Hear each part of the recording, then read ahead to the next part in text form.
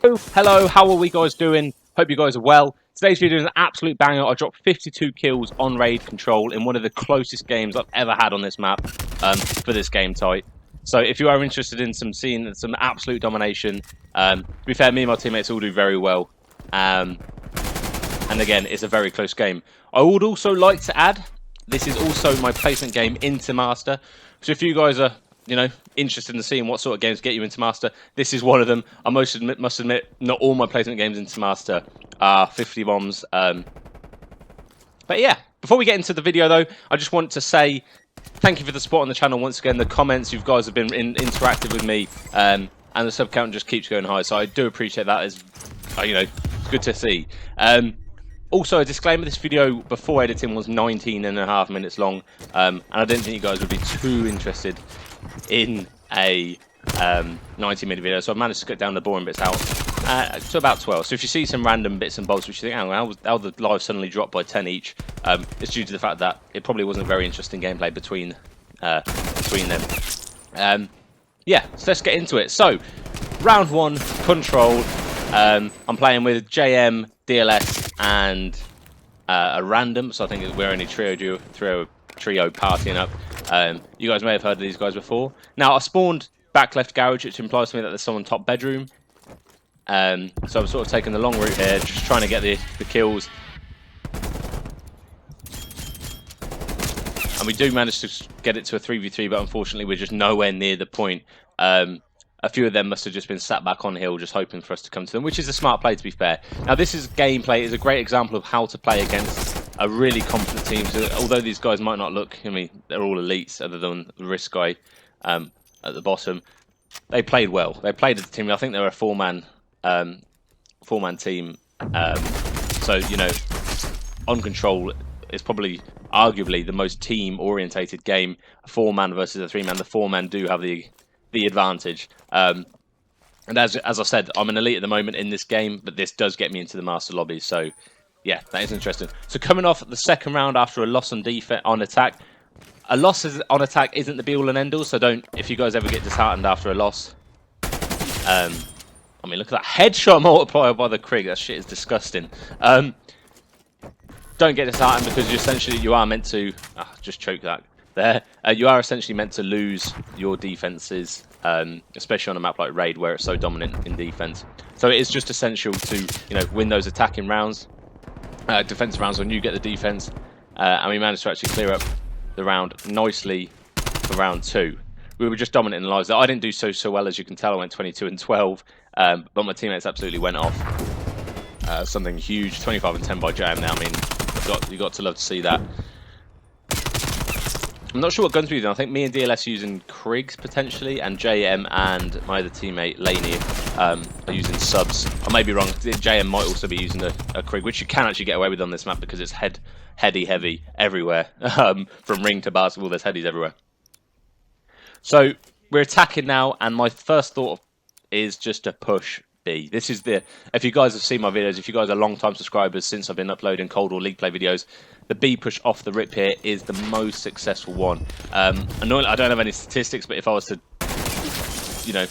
get read like a book, if I was to, summarize my wins in attacking rounds going B first towards going A first, it'd heavily weigh against going to B.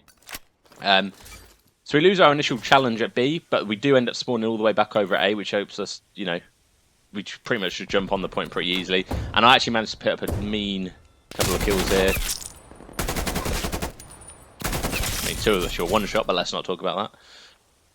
That's 3 down, so I'm just communicating to my team. I'm holding all of laundry. I should be good from here. Hop the point with me, and we should get A captured.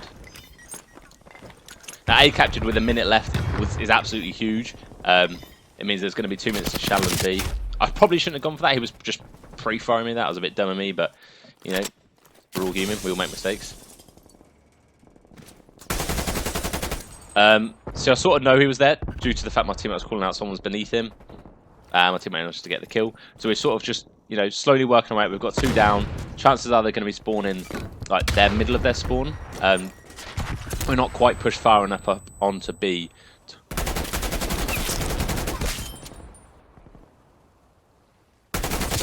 Look at that, baby! So we had a pretty good setup there, although I failed to watch it. But we got chowed from window and cutout, and then Tiki, so we didn't really stand a chance. But we're putting on a decent amount of pressure here, and really, we're not winning. An attacking round would be huge, but essentially all we're willing to do is get in the ticks on so that we do get defense in the 5th round if it gets to that. But obviously if we win it doesn't matter. So right here I'm just trying to be a bit annoying on the hill. Probably heard me splish posh there, but he doesn't check. Unfortunately, that was just bad timing right there. I didn't understand I didn't realise that they could get to the bottom of the basketball that quickly from spawn. I probably wasn't pushed up far enough for them to be spawning at laundry, and I think I had to make maybe blocking laundry anyway. So right there, if you probably could have told, I shot the guy in the kitchen, didn't manage to get the kill, and I sort of knew, there was no one in our bottom pool steps, so I sort of repositioned myself to be able to chow someone pool steps because I assumed someone would be there. But I also made sure that I was covered by the rock on my left in this kitchen, so that if the guy reached me from kitchen, he couldn't kill me. Stupid Digo chow there, but we managed to get good progress on point B, and puts us in good stead for the round. So essentially, all we need to do here is in our next round, I'm thinking, right, if we can just hold these objectives, don't cost too many of our lives over at A point when we're defending. Just clear up the 4 feet in the best play again. And just hold B. We should be able to clear the round as a dub. Let's see what we do here. I think this cuts a little bit far into the round. Obviously, our points are lives are already down, so this isn't the very start of the round. But I do think we get taken down quite heavily off the rip. As you can see, they've already got a point on A. And they're applying some pressure at B. Now, if I had to choose between defending B and A on this map, it's B every time. B is so much an easier hill to hold. If you get someone in bedroom, it spawns them all the way back at the garage or the gym side of the garage. And it just means, and you can get really well set up. And spawns are ideally better for you at B anyway. Unfortunately, I walk into a pre-fire, but my teammate managed to pick up the trade. Now, I've spawned it in jungle, so I'm thinking if I could just get a couple more people off A, it will guarantee us. They've only got 30 seconds left. It will guarantee us the defense round in round 5. So I think my team's pretty heavily pushed up to pull steps, so he's sort of watching their whole push to B. So I'm just sort of playing a bit far back here, hoping to stop them from getting to A.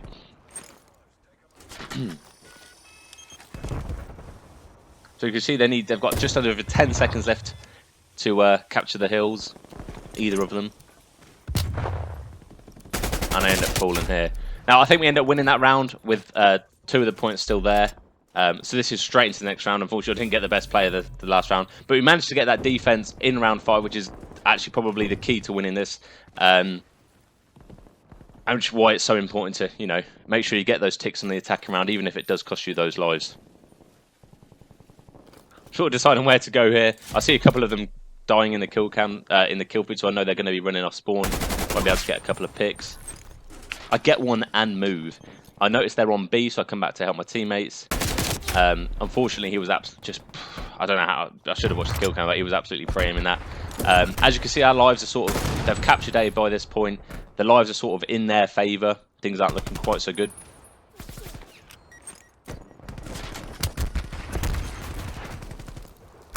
Just trying to apply some sort of pressure here for our teammates just to, stay alive. Now we know one's sort of this area. JM there is communicating it to me that he can hear somebody. I've just communicated they've gone into Tiki.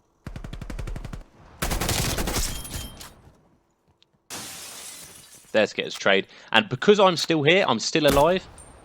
What I missed by the basketball. Because I'm here, I'm still alive in basketball, they're spawned right on me, which means my teammates can get straight back into the action to defend in B. If I'd have pushed kitchen and died, they could have, if they then just went money, they'd have blocked all our spawns into laundry, forced us to go laundry, and it probably would have been a GG there. Now, we're very heavily down on lives right now, as you can probably tell. And this might, I've sort of planned for the early flank, just to enable me to get into a position, but thankfully my teammates managed to hold off pretty well anyway.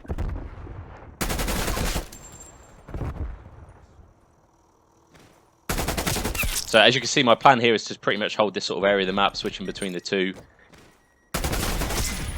Managed to get my trade from my teammate there. And I fuck up the slide cancel. Look at that for the choke. Screw up the slide cancel, end up jumping. Now it's 4 to 6 lives. My teammates have got streaks, which is absolutely huge for this time in the game. And they essentially need, it's 4v4 at this point. So we're playing S&D with 20 seconds on them to capture the whole objective. It's quite a task for them. Yeah, so let's see how this plays out at the end. I'm pretty sure I choked this. 3v2, one of them's on the point. I don't manage to get that kill. And I obviously can't swim because I die every time I jump in that water. And the artillery picks up the remaining kills. So it is 52 to 30. As you can gonna tell by me scrolling up and down the leaderboard, the rest of my team absolutely go off as well. Leave a like, drop a comment, and sub if you enjoyed. Yeah, I'm hoping to put out more of this content, and I will see you guys in the next video. Ciao for now.